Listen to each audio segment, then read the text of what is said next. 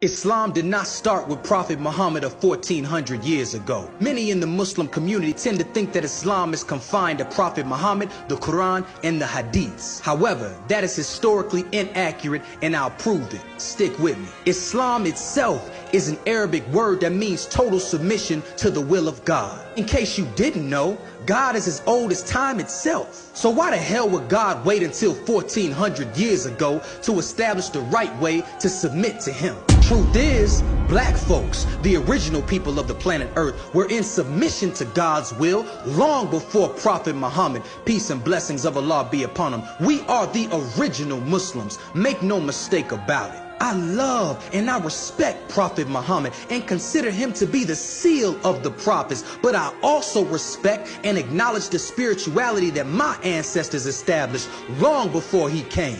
We been doing this, bruh. Historian of religion W.C. Tisdale points out in his book, Original Sources of the Quran, and I quote, "Now Muhammad did not invent the word Allah, but found it already in use among his fellow countrymen at the time when he first claimed to be a prophet." Tell me, Brother Joshua, who was his fellow countrymen? I got you. Our great ancestor, the Ivan Van Sertima, wrote in his profound book, African Presence in Early Asia, and I quote, "Arabia, like much of Asia, was initially populated by blacks."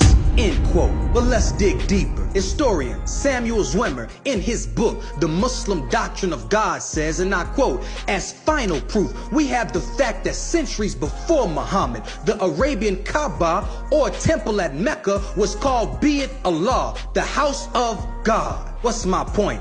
In the nation of Islam, we submit to the black god of antiquity, the god that our ancestors submitted to long before Prophet Muhammad. We've been doing this. We are the original Muslims. Documentation beats conversation.